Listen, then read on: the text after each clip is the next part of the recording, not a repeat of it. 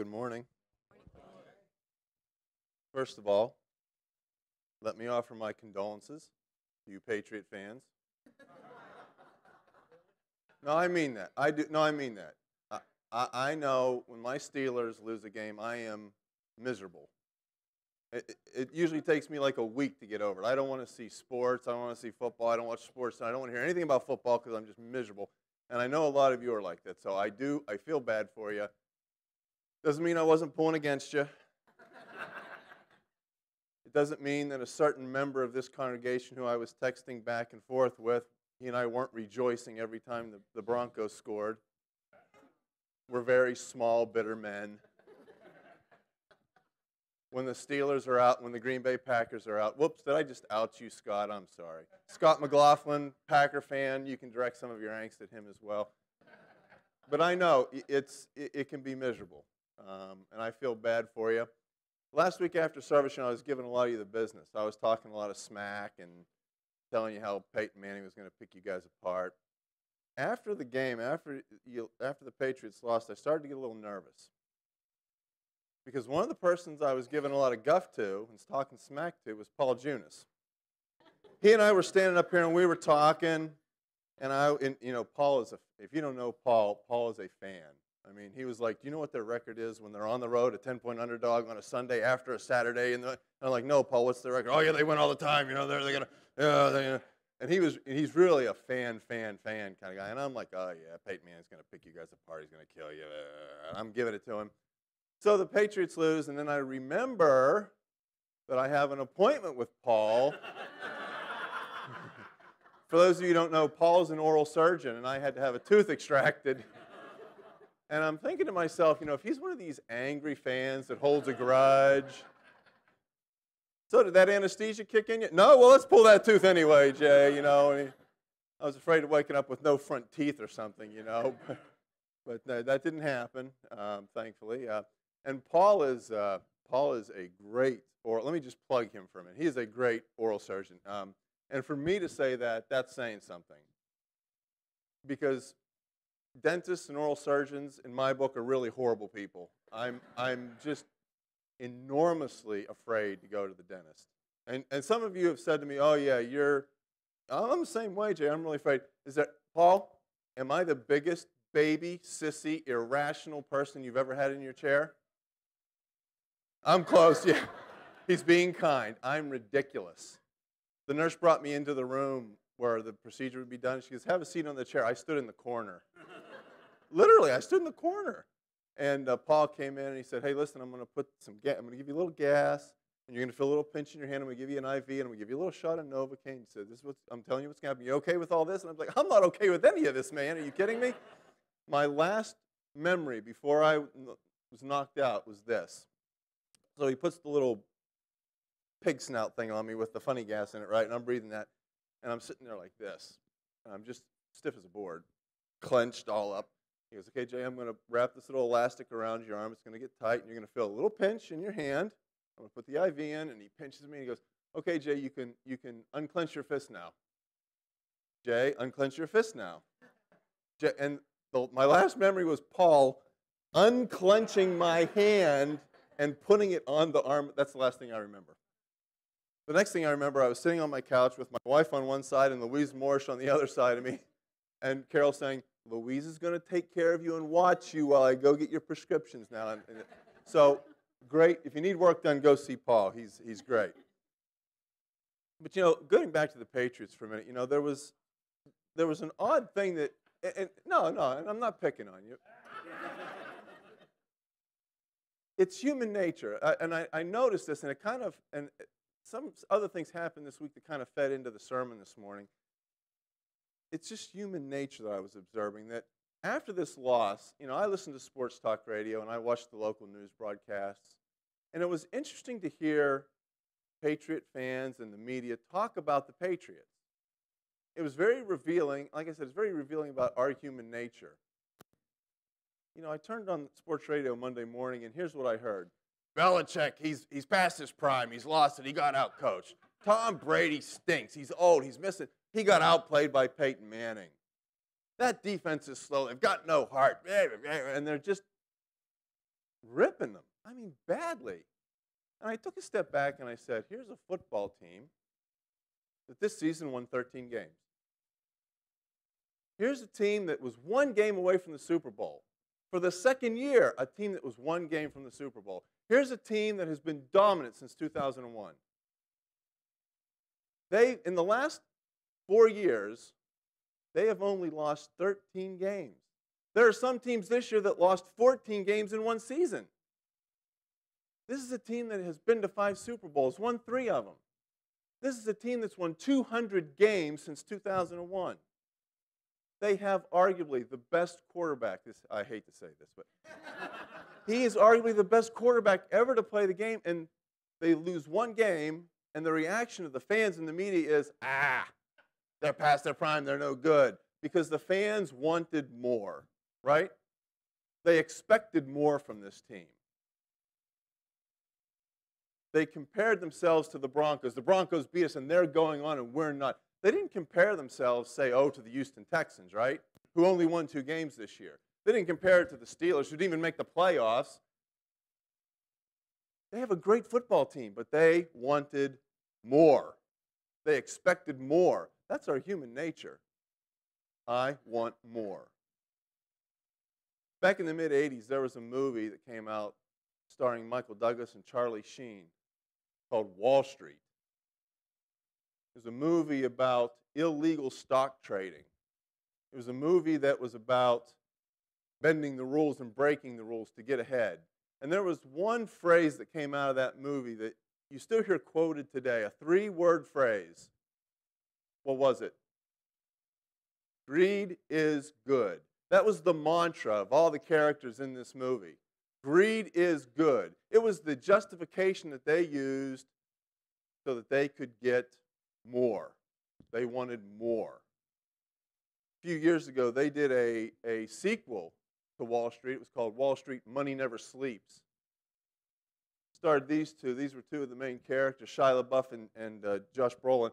And the basic premise, one of the plots of this movie was that this young man up here, he was an up-and-coming investment banker, and he worked at this big investment house. And he worked for this older gentleman who was his mentor.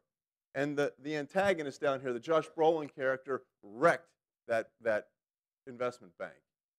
And in doing so, he caused this older gentleman, this mentor figure, to commit suicide. So a lot of the movie was about revenge. It was about this young man going after this other investment banker. And there's a scene in the movie that is just gripping to me. There's a scene in the movie where this antagonist down here offers this young man a job in his investment bank. After he wrecked his investment bank, after he caused the death of his mentor, he offers him a job. And the young man turns to him and says, "What's your number?" And the guy said, "Well, I'll start you out at $300,000 just like everybody else." And the young man says, "No, that's not what I'm talking about. What's your number? What would it take for you to walk away from the investment banking business? How much wealth would you need to have to just walk away?" He said, "Most people I know have a number. What's your number?" And here's the reaction. See, I find that everybody has a number, and it's usually an exact number. So what is yours?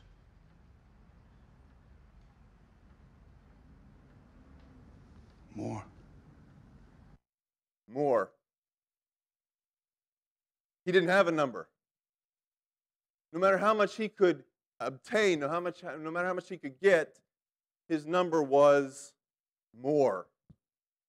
We live in a culture of more. We live in a culture that no matter how much you can attain, no matter how much wealth you have, no matter how many toys you have, I want more. We have commercials on TV. We have cute little commercials on TV where a guy sits around a table with a bunch of little kids and said, "What's better, more or less?" More's better, right? It seeps into every little part of our culture. We live in a culture of more. And this culture of more, well, it's born from that mantra of greed is good. That's where it's born from. But you know what fuels it? You know what feeds this culture of more? Comparison. It's when we compare our number to other people's numbers. When we compare those things, That's where the culture of more takes hold of us. When we look across the street at the neighbors and they have a new car, hey, you know what? If they can afford that, I can afford that. I should have it. Why did they get it and I don't get it? I should have more. You know, that wealthy relative you have. You know, that one person in your family that has more than everybody else. You know, boy, they have a lot more than we do. I want to have what they have. I want more. And then there's the most dangerous, at least what I think the most dangerous comparison of all, is when we compare our life, our real number, to that imaginary life that we dream up in our imagination. Because you know what? My mind can imagine a lot of stuff. My mind can imagine all kinds of good things that I should have, could have, and I want. Oddly enough, in that dream, I'm still driving my 1997 pickup truck. But everything else around it's all brand new and shiny, right? I want more. I compare to others. I compare to this vision in my mind of what I should have, what I could have. And you know what the scary thing is about our mind? There's that one thing that we want that's just out of reach, and we work for it, and we strive for it, and we work for it. And when we finally get it, you know what happens? We're satisfied, right? No, that's not what happens. Because what our imagination does, it sets out one more desire out there that's just a little out of reach, just slightly out, and we strive and we try to get it, and when we get that, guess what happens? We're satisfied? No, because our mind, our imagination sees, it keeps going and going, and all of a sudden, we're not just chasing more anymore, we're chasing unlimited more, because my imagination is unbounded. I can come up with all kinds of things that I can chase after that I want. The culture of more. We all get sucked into it now and again because there's always something that's just out of reach. And here's where the real danger comes in. Because we can't get everything that our imagination dreams up, we start to look at ourselves as a have-not. You know, there's the haves and the have-nots. When we don't get everything we want, when we don't have our heart's desire, when there's always something that's just out of reach, we start to see ourselves as the have-nots because we think we're being deprived somehow. And what happens is, if we view ourselves as the have-nots, we become blind to those people who truly are the have-nots. We see people that don't have things and we say, oh, we're in the same boat as them. We're the have-nots. We're not the haves anymore. We blind ourselves to the poverty all around us. The culture of more blinds us and we fall into this cycle of comparison. We get onto this treadmill of seeking after more and more. And before we know it, we've spent an entire life chasing after the things in our imagination and not providing for the reality of those who are all around us. You know, 1 Timothy says, those who want to become rich bring temptations to themselves and are being caught in a trap. It's a trap. They want many, they want more. They want many foolish and harmful things that ruin and destroy people. The love of money causes all kinds of evil. Some people have left the faith because they wanted to get more money. But they have caused themselves much sorrow. The writer here says that our imagination just causes us to seek after foolish and harmful things. In our quest to become the haves, in the quest to make our number what we want our number to be, so that we can compare to other people favorably, we take on harmful things, foolish things, destructive things, things that bring us sorrow. You know, I was thinking about this the other day. I'm going through a bad stretch, I got to tell you. Someone's wrecked my truck. My beautiful baby was smashed in, so it's in the garage. Someone in my family backed out of the garage with our van and tore the mirror off the side of the van. The other day, the car door froze and it wouldn't shut. The more things, and I started saying to myself, the more things I got, the more things that break, the more things that fix. It's just causing me sorrow. It's causing me heartache to have all these cars broken down, right? I'd just as soon have a goat to ride on than some of these cars. It'd be easier to take care of. But the writer here is saying, you know, your imagination, you've built it up to be something great, but they're harmful. They're destructive. And the real shame of it is, we're not the have-nots. We're the haves. We're already the haves. in Timothy, it also says serving God does make us rich. If what? If we're satisfied with what we have. We brought nothing into this world, so we can take nothing out. But if we're happy with the clothes and the food that we have, we will be satisfied. We'll be content. Contentment runs contrary to the culture of more. Contentment means I'm in a good place. I have what I need.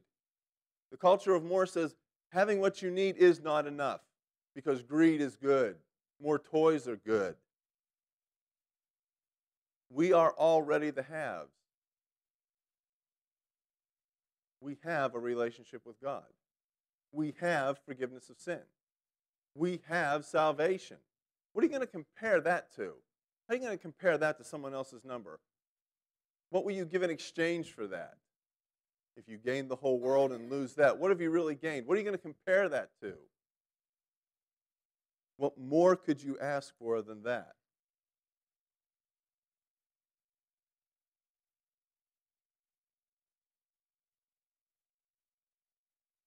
The odd thing is, this pursuit of more, the Bible speaks to it.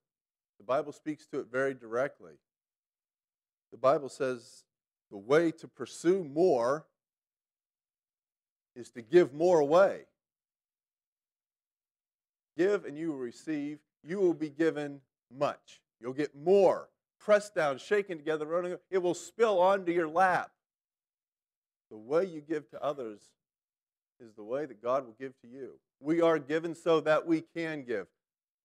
I know you're sick of hearing Craig say it because he says it so many times, but Craig's right. Money and wealth and things are tools to be used for God's purpose. It's not a way for us to build up our number. It's to be used for others. Don't fall into the culture of more. Don't give into the foolish cycle of comparison. Don't become blind to those who are truly the have-nots. Because whoever gives to the poor will be lacking nothing, but those who close their eyes to poverty will be cursed. Don't close your eyes to poverty. Don't close your eyes to the physical and spiritual poverty in the world around us. We are the haves, and we are put here as haves to take care of, to rescue the have-nots. Those who don't have their basic human needs met, those who do not have a relationship with God. That's what we're here for. And if you really want to buy into a culture of more, give more away. You're not going to starve. God will not do that to you, I promise. Open your eyes. Look around you. There are people who are in need.